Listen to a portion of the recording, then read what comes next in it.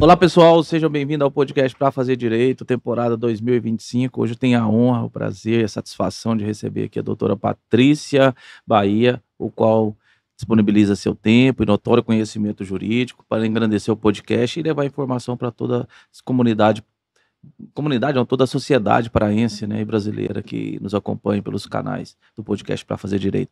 Seja bem-vindo, obrigado por disponibilizar seu tempo. Doutor Paulo, primeiro eu quero lhe agradecer pelo convite. É uma honra estar aqui com o senhor para que nós possamos debater. Senhor não, né? Pelo amor, não faça É por uma questão de respeito. Afinal de contas, o senhor é uma autoridade também. Então, é um prazer. Muito obrigada pelo convite, tá? E vamos agora encarar aí as suas perguntas.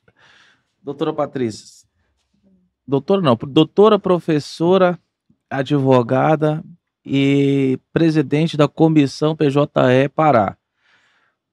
Para que serve o PJE Pará e para que serve essa comissão? Vamos primeiro falar o que é o PJE, né? O PJE ele foi criado a partir de uma resolução do CNJ em 2013 para que houvesse uma uniformização dos sistemas. Por quê? Os tribunais antes eles tinham uma autonomia de ter cada um a sua própria plataforma. Então o PJE ele veio resumidamente para uniformizar esse sistema, para tornar mais fácil o acesso para os usuários, sejam eles advogados, seja ele Ministério Público, seja uma pessoa da sociedade civil, dependendo dos casos, ela pode utilizar. E foi para que tornasse mais acessível para todos. Entendi. Como funciona hoje o sistema PJE aqui? E para que serve essa comissão? Porque, para as pessoas entenderem, ok, o PJE é um sistema tecnológico que trouxe muita facilidade para os advogados, para os tribunais, para todas as pessoas que operam. Porém, para que foi criada a comissão do PJE Pará? Na realidade, a proposta da presidência da seccional do Pará, da diretoria, foi trazer para a OAB também, Pará, uma comissão para que pudesse facilitar a comunicação com o Poder Judiciário em relação a algumas dificuldades e demandas que os advogados passam, porque nós moramos no estado continental. E aí, às vezes, o sistema ele pode estar funcionando muito bem na capital, mas está deficitário. Vamos pegar o exemplo, Itaituba. Itaituba é um município que é bem longe e distante da capital. Eu estou colocando o exemplo de Itaituba, mas nós podemos pegar Altamira, podemos pegar Redenção, Marabá, qualquer um deles. Então, o sistema ele pode estar estável aqui e está instável nesses pontos. E aí os advogados, muitas vezes, nós vivemos de prazos.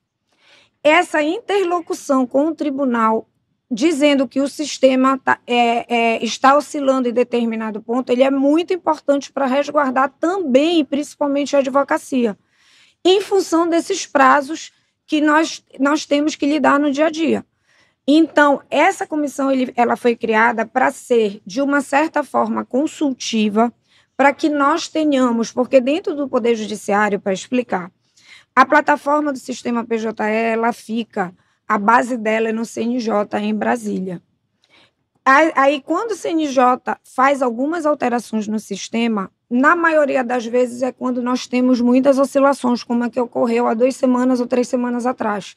E aí é para facilitar essa comunicação para que seja, dependendo do caso, expedida de forma mais célere a certidão de indisponibilidade ou de qualquer falha técnica também do sistema com o tribunal. Por quê? O Tribunal de Justiça, por exemplo, do Pará, ele é muito bem aparelhado. Existem servidores também do tribunal que eles trazem segurança total e absoluta para os usuários do sistema. E eles têm um comitê que se reúne, salvo engano, mensalmente, para que leve justamente as adequações que porventura sejam necessárias de alteração. Aí eles enviam e informam para a plataforma original, que é em Brasília. O sistema PJE, você acha que ele democratizou a atividade da advocacia em todo o estado do Pará, ou você acha que é muito deficitária, dependendo da região? Eu acredito que ele tornou o acesso do advogado. Como eu digo, assim, a gente tem que pensar, hoje em dia, o nosso interior ele tem uma potência avassaladora. Nós temos, eu creio, que a metade dos advogados do que compõem hoje em dia a seccional da OAB Pará, eles estão no interior. Então, para esses colegas, eles têm que ser escutados e atendidos. Eu acredito muito na viabilidade, na acessibilidade do sistema PJE. Eu acho que ocorrem falhas pontuais que nós precisamos que elas sejam sanadas o mais rápido possível. E, principalmente, depois que nós tivemos uma pandemia. Então, assim, hoje em dia, a questão de nós podermos ser virtual, ele ajuda muito, porque o advogado já não precisa mais se atravessar, pegar um avião, pegar um barco. A mulher advogada, que sempre nós temos que olhar para a mulher advogada de uma forma mais sensível, porque não tem, às vezes, com quem deixar os filhos, e aí ela se transportar para a capital para ser ouvida pelo tribunal é uma questão mais difícil. Então, tem que ter esse olhar de empatia e de sensibilidade E também. mais caro também, né? Exatamente, É um custo exatamente. extra. Até porque o estado do Pará, como eu estava falando anteriormente aqui, tem uma dimensão continental, né? Quase podemos dizer assim, é quase um país. E muita diferença. A gente observa que no Pará, você, mesmo tendo vários locais bem desenvolvidos, existe municípios, às vezes até próximo dessas localidades, que o desenvolvimento ainda não chegou de maneira eficiente. Então, não só em questão de estruturas, como fórum, defensorias públicas, promotoria com estrutura, mas também a questão até para acesso à tecnologia, que é a internet e demais situações que requeram para que funcione de fato o sistema. Você acredita que todo o Pará tenha, de fato, já conseguido exercer essa questão do PJE através do sistema online, ou você ainda vê algumas dificuldades em determinados municípios e regiões? Doutor, eu creio que a questão da dificuldade, o que ocorre? No interior, tem a questão também da conectividade. Então, eventualmente, existem falhas de transmissão dos dados, que aí não é o sistema PJE em si, é a própria internet. E aí esse olhar que a gente tem que ter para até informar o tribunal do que de fato está ocorrendo. Então, nós não podemos achar que apenas situações pontuais de alguns advogados não irão afetar a todos. Porque quando eu passo a ter uma oscilação como teve por causa da mudança, da alteração que o CNJ fez há 3 semanas atrás, foi no estado todo. Então, nós agora temos como ter esse diagnóstico para também passar, porque o tribunal, ele também, por outro lado, ele não tem como saber se não foi informado dessa falha. E aí a comissão veio justamente para estreitar esse relacionamento, porque quando o sistema PJE está funcionando perfeitamente, atende a classe, a nós que somos advogados, mas também atende o Poder Judiciário, que pode analisar da melhor forma o caso que é levado no dia a dia. Porque apesar de juízes, promotores e defensores públicos também acessarem o sistema PJE, existe um número bem maior de advogados. Então, para a questão de monitoramento, feedbacks e análise, direcionamento, eu acho que partiria melhor dos advogados. Então, acredito que a comissão tem um papel fundamental na melhoria e desenvolvimento do PJE. Transcendendo essa questão do PJE, vamos falar um pouco sobre a mulher advogada no estado do Pará. Como é ser uma mulher advogada no estado do Pará? Eu creio que, justamente porque nós temos esse tamanho continental, é muito mais sacrificante para a mulher advogada exercer o seu trabalho, porque nós temos estradas sem fim. Muitas vezes nós temos o município que eu só tenho acesso de barco. É como eu falei lá no início. A mulher advogada, ela tem mais esse problema, porque ela tem que lidar com a administração da casa. Se ela tiver filho pequeno, ela tiver que vir fazer uma diligência aqui na capital, muitas vezes ela não tem com quem, a colega advogada lá da onde tem sua barco, ela não tem com quem deixar o filho pequeno. Mas ela tem que trabalhar para poder sustentar a família. E é essa dificuldade que a gente tem que ter um olhar mais humanizado. Não é apenas a bandeira do empoderamento feminino, mas a mulher ela tem que é cobrado da mulher da sociedade esse comportamento de administração da casa, administração da carreira, administração da maternidade.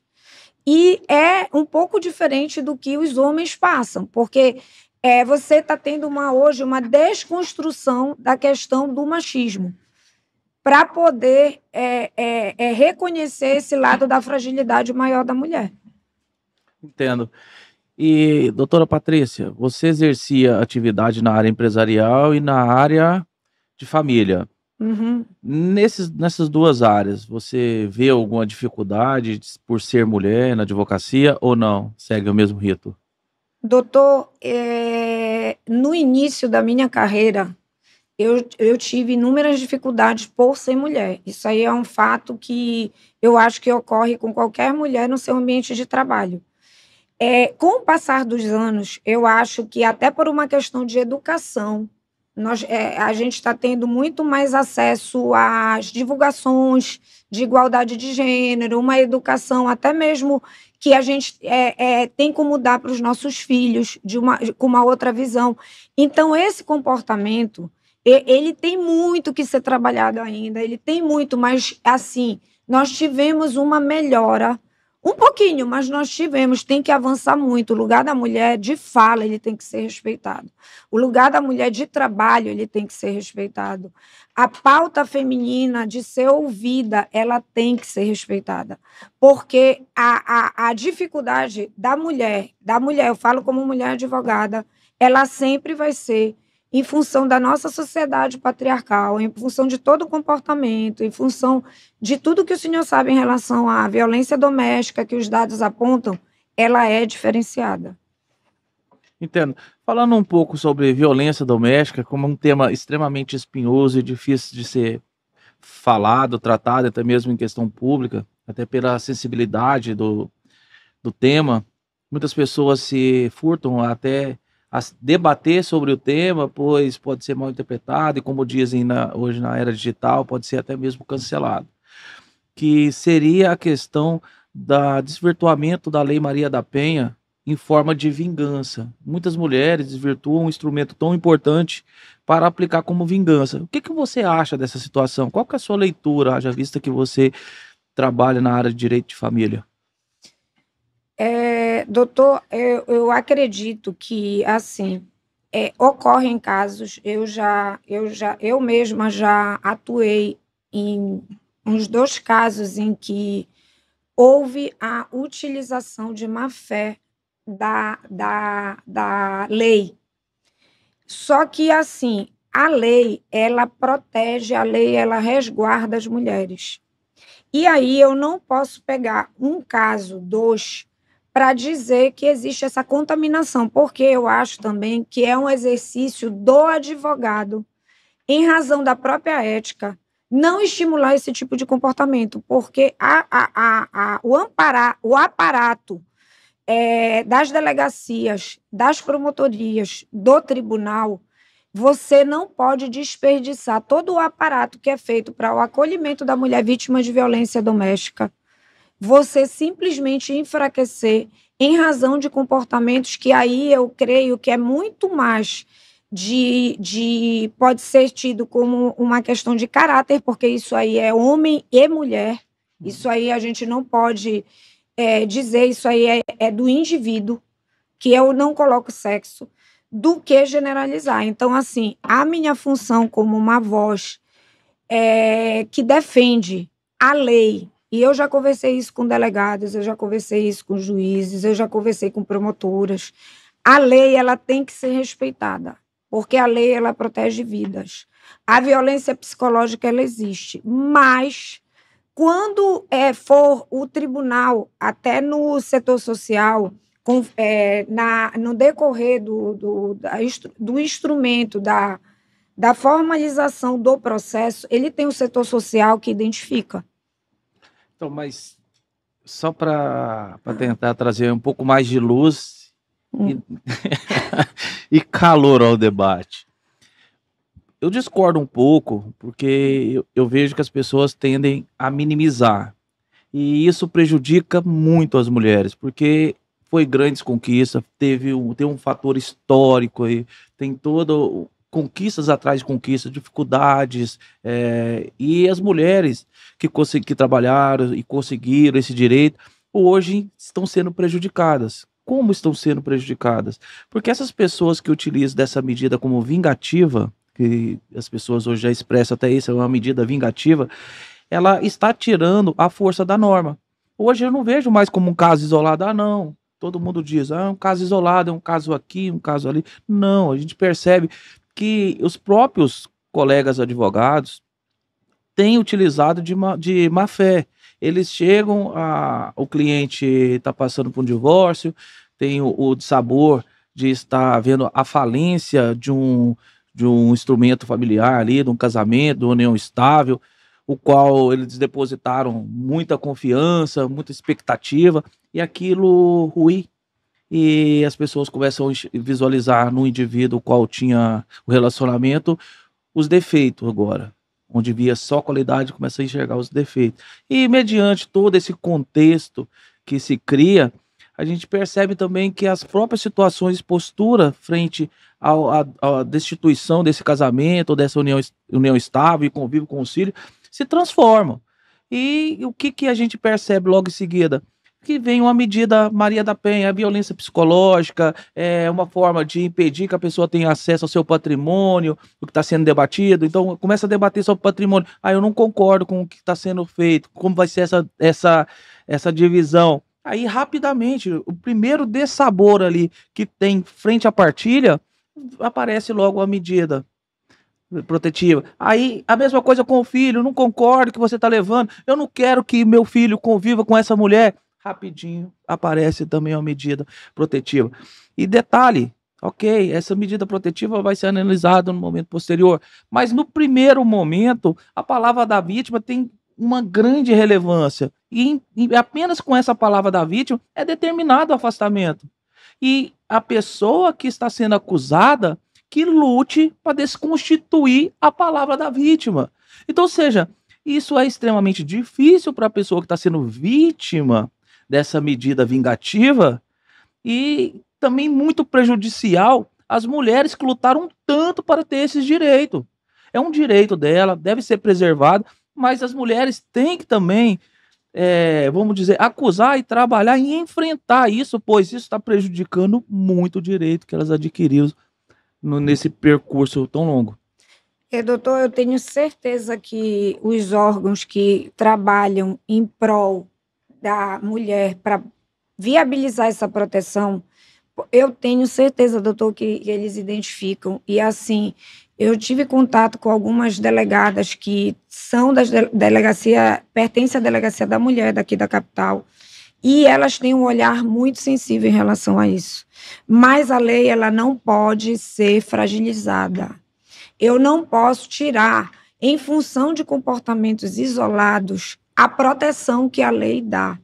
O Estado ele tem que como combater com os instrumentos dele quando se analisa essa construção que o senhor está falando aí de uma forma desconectada da realidade. Mas a Maria da Penha ela não pode ser de forma alguma fragilizada. Então, doutora, desculpa, mas eu não estou falando que a lei não é importante, eu não estou falando que a lei não deva ser utilizada. Eu estou falando que deve haver pelo menos uma investigação mais profunda, até mesmo para punir as pessoas que utilizam dessa lei em benefício próprio. Porque realmente um sistema delicado, extremamente complexo. Como que a gente vai comprovar essa questão do dano, da ameaça, que às vezes ocorre entre só as duas pessoas? Ok, existe toda uma dificuldade da questão probatória, por isso a palavra da vítima deve ter uma grande relevância, porque é um crime que é cometido, na grande maioria, de 4 paredes. Porém, a gente sabe também que depois do divórcio, esse tipo de crime ocorre como? Através de ligação, mensagem. Então, existe mecanismo que possam corroborar com as alegações e não ficar apenas na palavra da suposta vítima. Então, não que eu queira que enfraqueça. Pelo contrário, eu quero que fortaleça, que as mulheres cada vez mais conquistem os seus espaços, conquistem os seus direitos. Porém, tem que combater, de fato, essas pessoas que utilizam essas medidas vingativas. Pois essas medidas vingativas que é o verdadeiro prejuízo à lei. Mas, doutor, é como eu estou lhe falando, o Poder Judiciário, ele, com o aparato que ele tem do setor social, ele consegue identificar e em cada caso, observar se for objeto de punição. O Poder Judiciário ele tem se posicionado em relação a isso. A Polícia Civil tem se posicionado em relação a isso, tendo, como eu estou lhe falando, a cautela e a sensibilidade de não achar que isso é uma situação generalizada para que se enfraqueça a lei. Não. Eles têm um mecanismo de identificação em relação a essas condutas. E aí eu fico muito tranquila no meu espaço, porque a lei ela está sendo bem utilizada. Agora, nós temos também que ter uma conscientização da classe, de nós como advogados, de que a gente oriente adequadamente os nossos clientes. Doutora, vou fazer uma pergunta.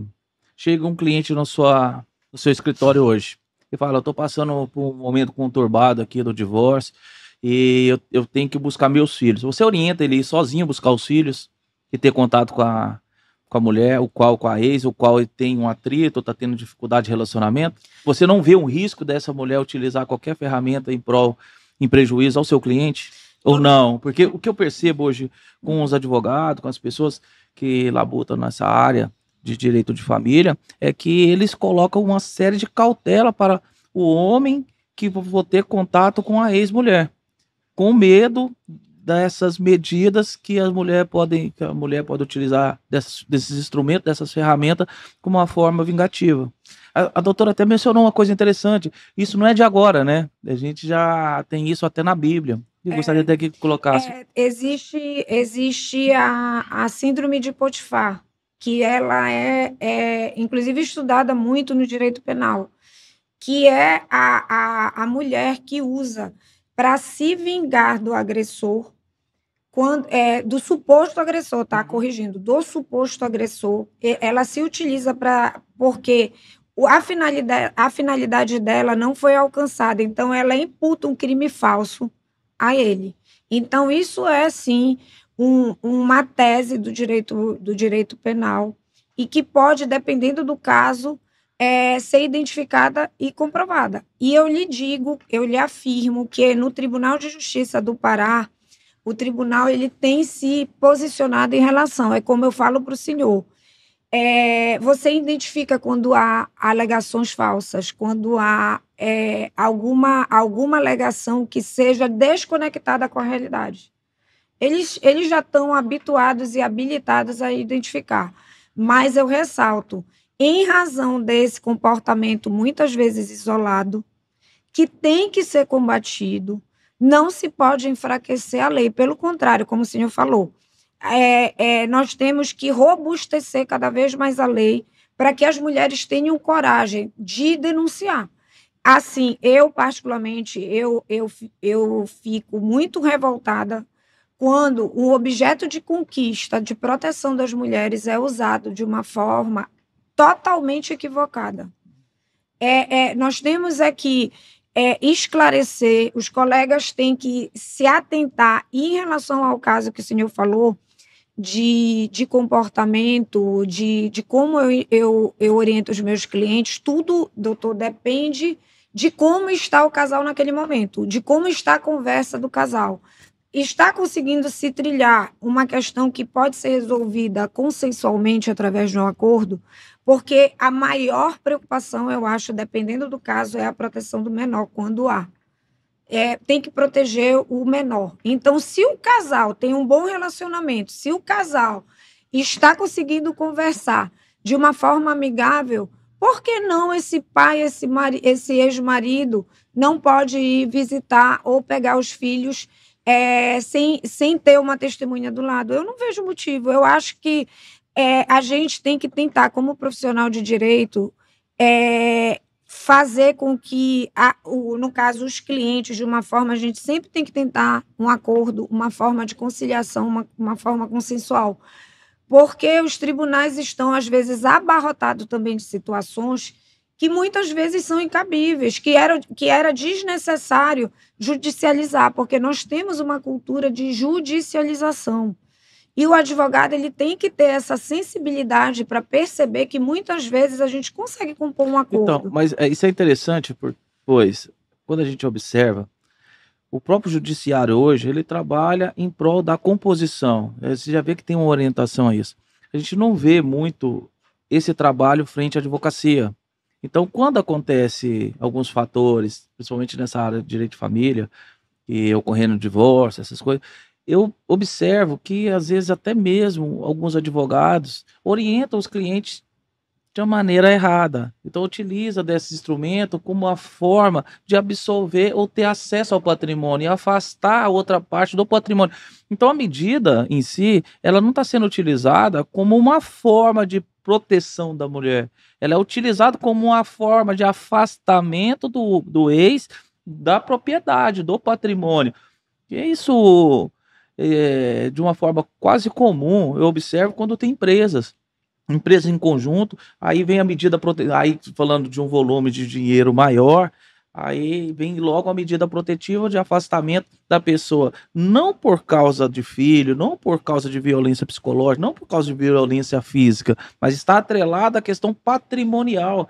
Ela quer que afaste a pessoa da empresa o qual constituíram junto. Então, estou dando exemplos aqui que eu já vivenciei, eu já tive acesso a esse tipo de processo. Então, Paulo, mas você teve acesso também a processos que realmente, se não tivesse a medida protetiva, poderia ocorrer uma tragédia. Muitos, como a doutora mencionou, existem vários casos também que de fato precisam. Eu não digo que deve enfraquecer a norma, eu só digo que deve apurar de maneira profunda todas as alegações que são levadas e não deixar apenas a palavra da vítima quando de fato existe outros mecanismos probatórios. Eu já tive situações de confusão dentro de estabelecimento com câmeras, ninguém teve interesse algum em buscar câmera, ninguém teve interesse em ouvir ninguém, ficaram apenas atrelados ao que disse a vítima. Então se torna um pouco cômodo a pessoa utilizar isso, até não sei qual o intuito, qual seria a função e a finalidade disso, mas às vezes até mesmo por preguiça e por se tornar mais fácil, ele vai lá, aplica a medida protetiva e segue o jogo. Doutor, e a pessoa que corra atrás de provar. Mas assim, qual é a visão, creio eu, de quem vai receber uma demanda? É por isso que eu lhe digo que tem que ter uma conscientização de alguns colegas advogados para que não estimule esse tipo de comportamento que é antiético. E aí tem-se um lado que tem o colega advogado e tem o outro que é o julgador. Penso eu que o julgador, quando ele analisa um caso, ele não tem como ter uma bola de cristal para adivinhar que aquela vítima, ou suposta vítima, digamos, ela está mentindo. Ele não pode, por questão de segurança, penso eu também, em relação a todas as outras mulheres que são vítimas de violência, negar uma medida protetiva. Sim. Que depois pode se demonstrar no decorrer do processo que foi utilizada de forma falsa. Então, mas até essa demonstração é um tanto quanto complicada, né? A pessoa conseguir retirar medidas que comprove que a pessoa está mentindo, um fato que ocorreu entre as duas pessoas, supostamente um fato inexistente, ou seja, às vezes até uma prova diabólica, porque o fato nunca ocorreu, ela inventa aquela história e coloca para você comprovar que aquilo não ocorreu. Às vezes é difícil você conseguir comprovar isso. Então, ou seja, nesse contexto, ela já se beneficiou da lei. Aí se a gente está esperando o quê? Ah, não, mas a gente tem que esperar a boa-fé. A gente tem que esperar a ética. A gente tem que esperar que essa pessoa comporte de maneira correta dentro de um processo. Desculpa, doutora, mas a gente sabe que a realidade não é essa. Pois é, mas aí, doutor, eu vou lhe insistir. As reais vítimas, elas não podem pagar o preço de quem falta com a verdade. Sim, mas Então, eu entendo, tem que ter um equilíbrio, mas assim, o que eu lhe digo, as delegacias, as delegadas que são instruídas, têm habilidade, a delegada, que é quem primeiro ouve a vítima, as delegacias das mulheres, elas têm que tomar as providências em relação àquilo. então vamos passo a passo para o pessoal entender. A doutora se sente ofendida ou violentada, algo do gênero que poderia desencadear aqui uma medida protetiva. Qual é o passo? Procura-se uma delegacia, ok? Procura-se uma delegacia da mulher. E aí você, a regra geral é levar provas que comprovem que você está sendo agredida patrimonialmente, fisicamente, psicologicamente. Mas isso não tem provas. Vamos partir do contexto simples. Eu não tenho peso prova. da palavra da vítima, ela tem uma função fundamental. Tô me sentindo agredida psicologicamente. Não é ofendida a palavra. Normalmente, doutor, quando há alguma dúvida, o juiz que está recebendo aquela informação da delegada que está pedindo, ou da repartição policial que está requerendo a medida protetiva, se o juiz, com a experiência que ele tem, em alguns casos, ele analisar, ele, antes de deferir a medida, ele pede para que o setor social ouça as partes. Existe isso. Mas a doutora já viu um processo assim? Já. Existe. Existe quando há uma dúvida ou algum receio de que aquela informação ela pode, de alguma forma, ser inverídica, o juiz ele não defere imediatamente a medida, ele ouve o setor social e qual é a resposta do setor social, ele defere ou não.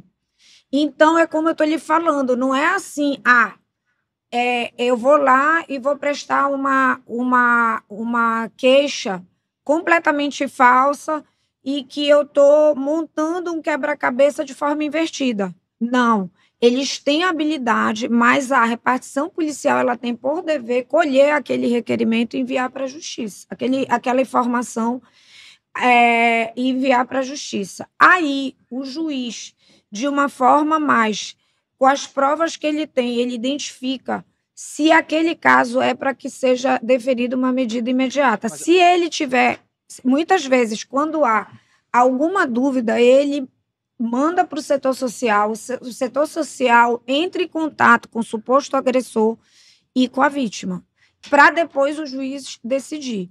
Então, existe esse trâmite, sim, eu já atuei em vários casos assim, que houve esse passo de não ser deferido imediatamente.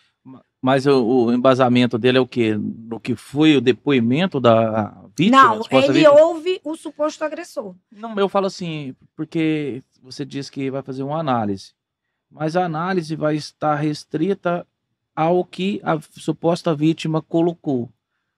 Em cima do que a vítima ela informa e a delegada acolhe e manda para a justiça, se o juiz não deferir de pronto, ele manda para o setor social. Sim. O setor social marca para ouvir o agressor. Aí, em cima do depoimento da vítima, é analisado o que é perguntado para o agressor, dependendo do caso, ou do suposto agressor, tá? Dependendo do caso, e aí volta para o juiz decidir. Não, mas essa questão dessa fundamentação que sobre o que a suposta vítima coloca que eu não entendo.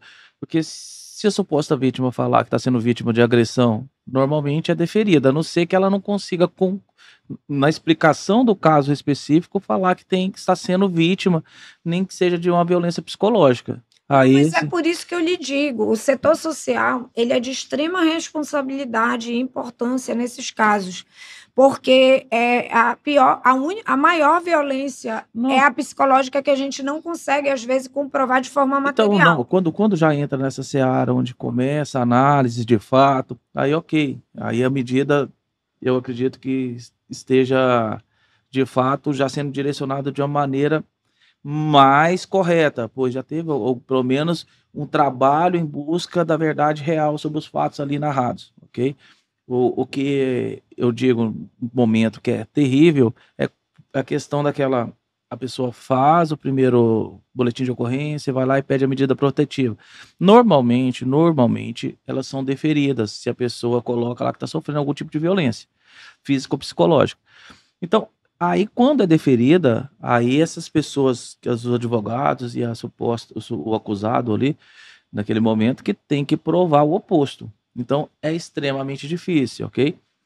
Então, é muito cômodo a pessoa que quer utilizar dessa lei como um mecanismo de vingança, fazer uma narrativa e conseguir essa medida Não, doutor, mas como eu protetiva. estou lhe falando, eu não vou dizer que nunca houve, tá? Eu não posso ter essa propriedade de afirmar que nunca houve. Mas quando não se tem comprovação contundente de que aquela vítima realmente está sofrendo violência, como muitas vezes ocorre na questão dos crimes psicológicos, os crimes de violência psicológica contra a mulher, o comportamento do juiz é, na hora, pedir para que seja ouvido pelo setor social. Essa é, assim, a real prática. Se eventualmente já houve essas situações, quando chega, em seguida o Poder Judiciário identifica. Eles conseguem, porque existe todo um passo a passo que consegue se identificar se houver, eventualmente, alguma informação que não traga à luz que aquela denúncia é real. Então, assim, eu reforço a questão do posicionamento. A lei ela é levada muito a sério. Ela é levada muito a sério. Mas a gente também tem que ter o olhar e trazer o colega advogado para que ele não incentive determinados comportamentos. E eu acho que, assim, a nossa classe ela é muito sensível para isso. Eventualmente, existem comportamentos que o advogado não consegue conter no seu cliente. Aí a gente também não pode acusar que o advogado está sendo conivente e alimentando aquela situação, porque você não tem o controle sobre o seu cliente. Você instrui, você orienta, mas o comportamento dele é de responsabilidade dele. Afinal de contas, o cliente ele tem 18 anos, capacidade civil. Agora, se ele se utiliza desse modo, dessa ferramenta, dessa construção da sociedade, de nós mulheres, da nossa proteção, para que ocorra esse tipo de prática, o judiciário tem que coibir de forma efetiva, porque nós não podemos aceitar o enfraquecimento da lei. De forma alguma. Isso aí eu acho que é um fator inegociável e que não tem como colocar panos quentes. Eu entendo tudo que o senhor falou, mas eu lhe afirmo que o judiciário, nas ações que eu já trabalhei, nas ações que eu estive presente, ele tem esse olhar de ouvir o setor social para trazer à luz a verdade. Eu observo, porque eu vejo que é extremamente complexo. Eu me coloco do outro lado, né? Porque se uma pessoa pede uma medida protetiva, e se eu fosse o juiz e indeferisse aquilo, e acontecesse algo com essa pessoa, eu seria responsabilizado. Então, Exatamente. eu observo que as pessoas, com medo do possível problema que pode se gerar daquele não deferimento, daquele pedido de liminar, eles têm mais deferimento do que indeferimento. Então, o que se observa? É que, na dúvida, defere, depois vamos apurar. Então, com isso, com esse desenho todo, é que veio os oportunistas e utilizam dessas ferramentas. É esse que é o caso. A questão da importância da lei, todo mundo, eu acredito, na sociedade, principalmente as pessoas que trabalham na área do direito, sabe da importância da norma, sabe que ela realmente é importante, ela não pode ser enfraquecida. Porém, quem enfraquece, que deve ser punida. Isso, é essa a colocação. Eu não sei como. Você vai perguntar, Paulo, mas vamos fazer como? Eu não sei. Só estou tentando trazer luz aqui ao que de fato acontece e que precisa criar-se um mecanismo para que de fato consiga aprofundar futuramente sobre as medidas e também punir as pessoas que utilizam dessa norma, pois está desvirtuando e está prejudicando as pessoas que realmente precisam. Você imagina uma situação, continua esse desenho que algumas pessoas oportunistas utilizando. Sim. Vai chegar um certo ponto que as pessoas que até mesmo machistas vão começar a utilizar desses pontos para enfraquecer a norma. Aí depois as mulheres vão ter um retrocesso na legislativa por causa disso. Então, ou seja, antes que isso ocorra, eu acho que deveria coibir essas pessoas de utilizar esse mecanismo, uma maneira de puni-los efetivamente. Porque, doutora, vamos ser sinceros, é muito cômodo. Eu tô aqui, pessoa sem ética, viu, pessoal? Não estou falando eu. Eu tô aqui. Ah, tá. Tô brigando aqui, tô separando. Meu marido tá me fazendo raiva, tá com outra. Eu vou acertar ele, agora é minha vez. Eu vou acertar ele. Tá? Vou lá e faço uma queixa contra ele. E nessa queixa, eu falo que estou sofrendo violência. Teoricamente, o juiz vai analisar, ele não vai saber que está lidando com a pessoa que está utilizando de má fé. Ele presume que a pessoa que está entrando em juízo ali está realmente passando por aquela situação que está sendo narrada. Então, ele vai deferir. Só que entre o que eu estou narrando e a verdade, a distância, existe um abismo, na verdade. Mas eu estou me beneficiando daquilo. Então, para mim, naquele momento, é excelente. Eu estou tirando o meu desafeto dos bens, eu estou dificultando o acesso dele aos filhos, se houver, e eu ainda estou colocando ele numa situação extremamente desfavorável até para se relacionar, pois ele vai estar respondendo por uma medida Maria da Penha, uma medida protetiva. A pessoa que for namorar com um indivíduo desse vai olhar e falar, peraí, esse cara bateu na mulher, esse cara tem medida protetiva. Imagina os familiares. Hoje todo mundo faz aquela certificação, né, de quem está entrando no seio familiar. A pessoa joga o nome da pessoa, aparece Maria da Penha. Imagina você, sua irmã está namorando com esse indivíduo. Você vai falar o que com ela? Mas, cuidado. Doutor, não, eu sei, mas, doutor, é assim. Nós, enquanto sociedade, eu não falo nem em relação ao gênero, homem e mulher, mas eu falo enquanto sociedade civil.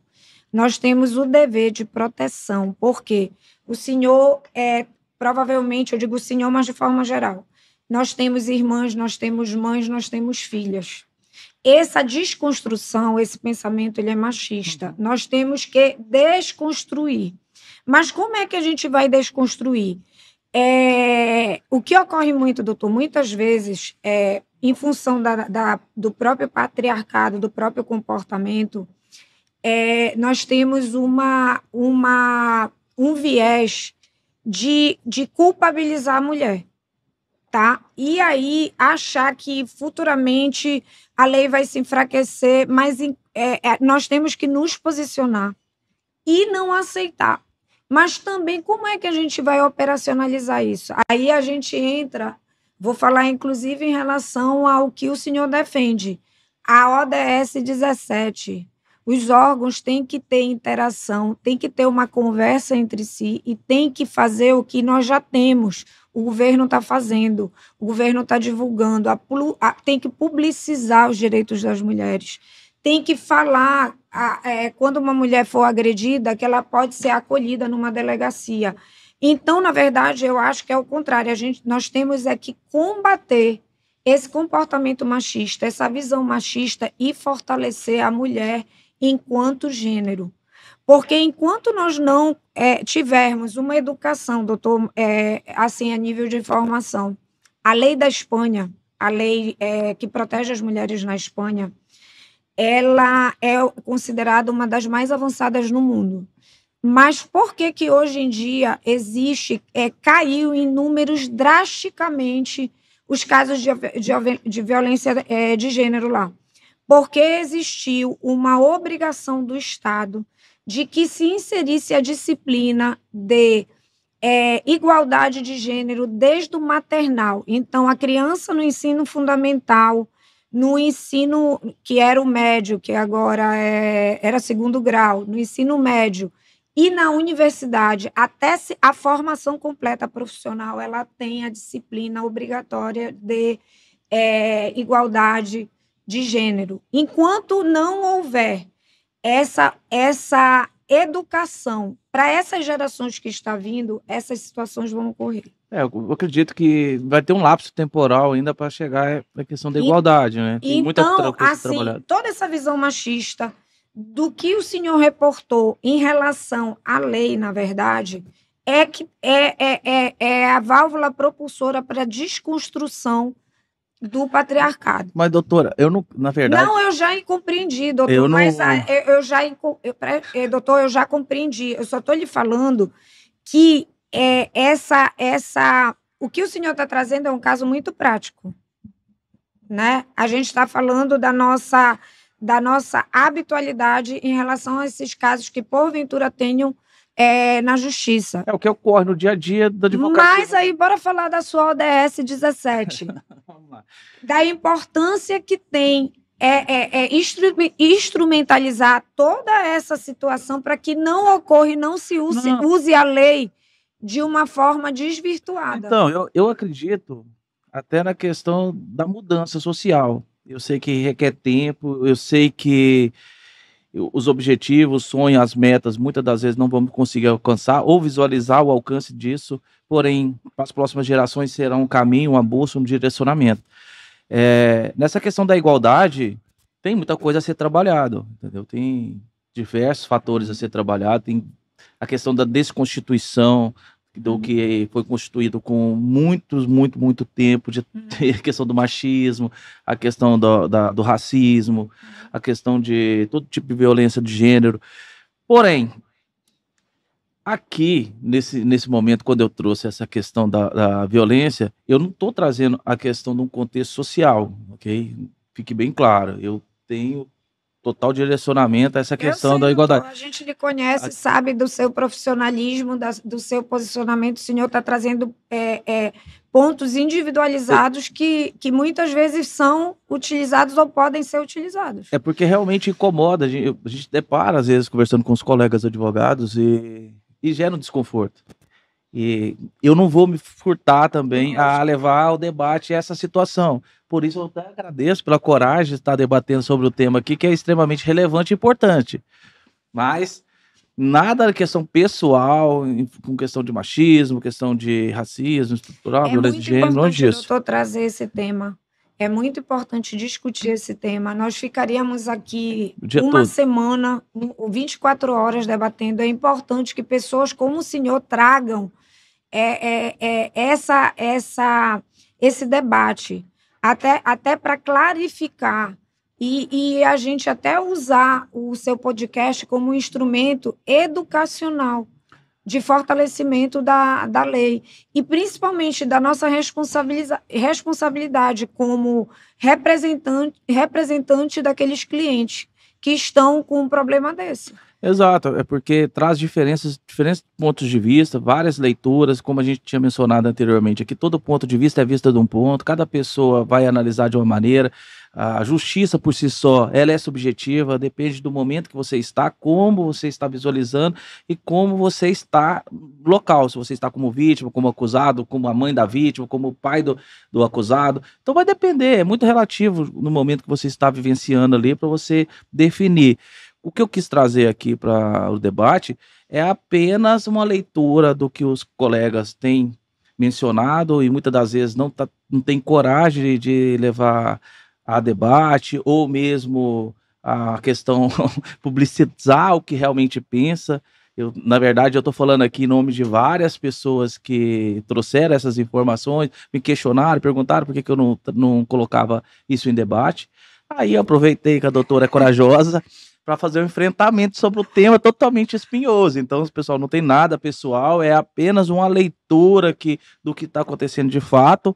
A gente sabe que a sociedade é muito machista, temos que trabalhar isso, inclusive eu sei que eu tenho machismo estrutural comigo, tento trabalhar, sei que é difícil, porque é uma coisa que foi construída com o passar do tempo e não vai ser desconstituída de um momento para o outro, mas vamos trabalhando para isso, doutor. Doutor, eu lhe agradeço a sua coragem também de querer explorar esse tema. Porque da mesma forma que o senhor disse que eu tenho coragem de debater, o senhor teve coragem de perguntar. Então, é uma situação muito delicada, mas é uma situação que a gente também tem que trazer à luz todas essas questões, como o senhor falou, do olhar de cada um, que vai depender do referencial. Então, mas tem que se ter o cuidado sempre de lembrar que a vítima de violência doméstica, ela, antes de ser mulher, ela é um ser humano. Então, a gente também envolve questão de direitos humanos.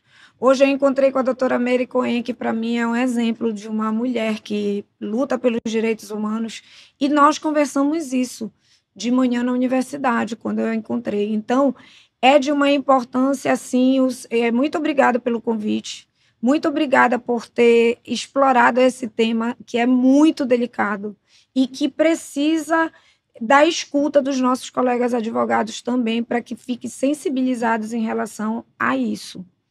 Então, o senhor está fazendo um trabalho, na verdade, para a sociedade civil explorando esse tema.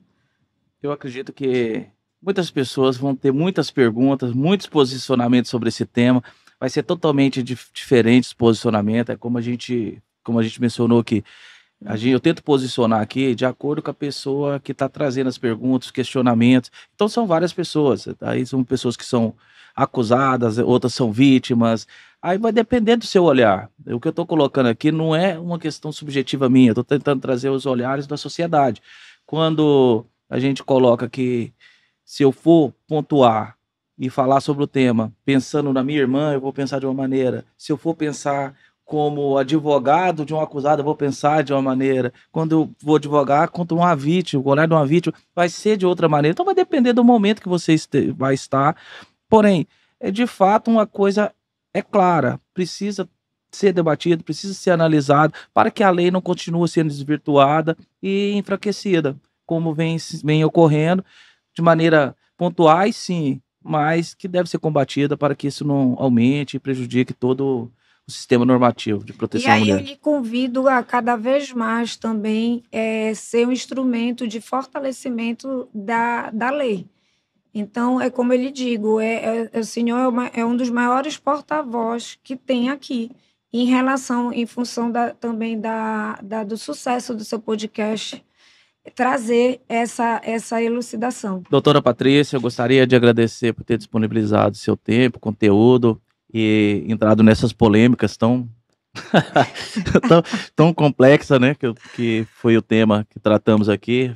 Inicialmente iríamos falar só do PJE, aí já começamos a falar de desvirtuamento da norma da Lei Maria da Penha, o qual foi extremamente gratificante. Eu tenho certeza que vai ser esclarecedor para várias pessoas e vai trazer bastante debate, e que é importante, né, o que vai modificar, e o nosso propósito aqui é levar as pessoas a raciocinar, a questionar e tentar trazer uma leitura diferente para que ela possa visualizar as situações de vários aspectos. Obrigado por disponibilizar seu tempo. Muito obrigada. Como eu lhe falei do início, eu falo agora no fim, eu estou honrada. Muito obrigada pelo convite, obrigada de verdade por ter explorado o tema. Muito bom, obrigado. Tchau, tchau. Obrigada.